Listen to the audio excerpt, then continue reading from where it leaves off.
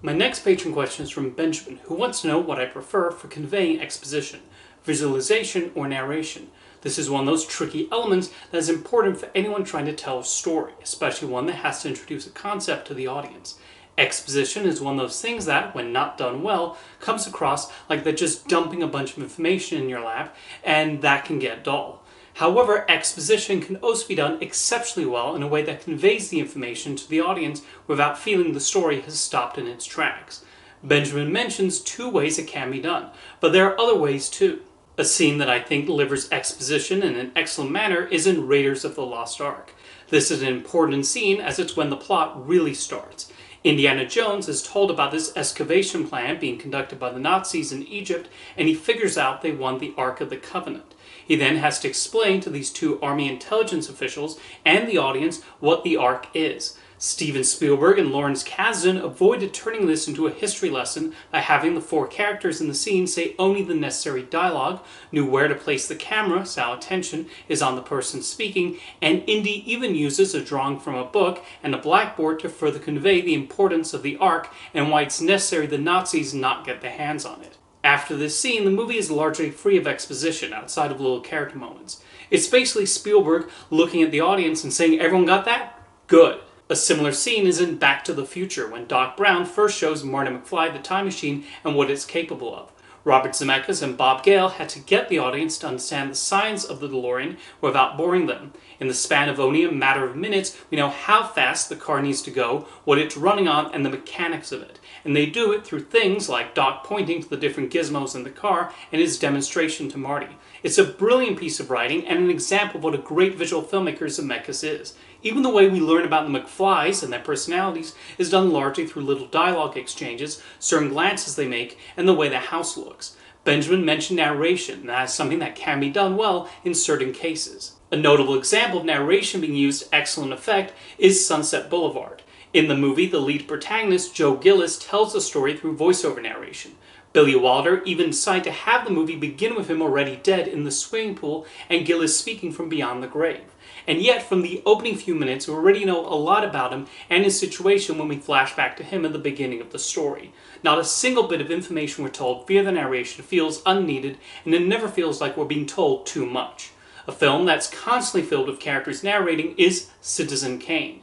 That fits with the basic structure of the movie, which involves a newsreel writer trying to learn more about newspaper tycoon Charles Foster Kane by interviewing those who knew him. It helps that each person we meet has a distinct personality and their own unique memories of Kane.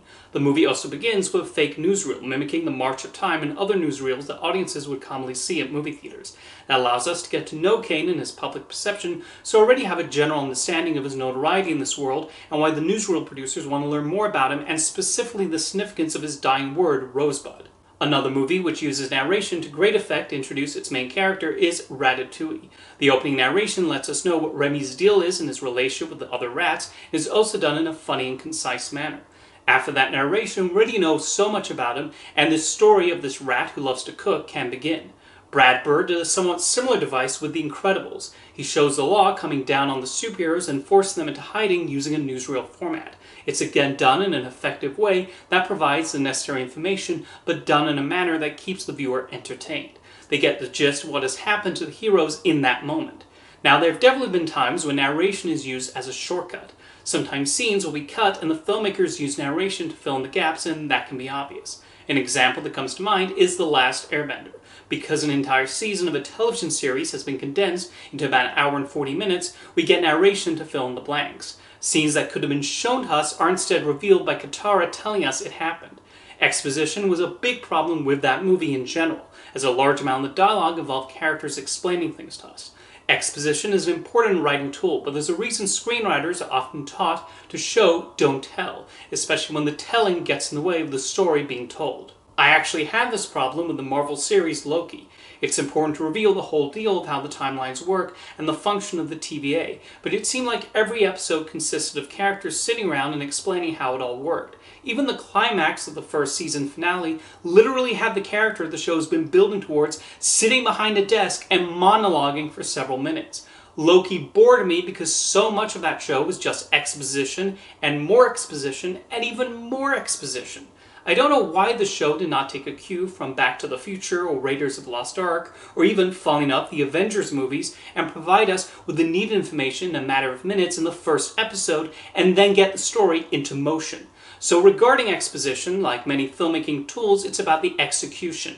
If you can provide exposition in a quick, to-the-point manner, with dialogue that fits naturally within the scenario, then that's great. Whether done with visuals or narration, if it's done in a creative manner that does not bore the audience, the filmmakers have done their job. Thank you for your question, Benjamin.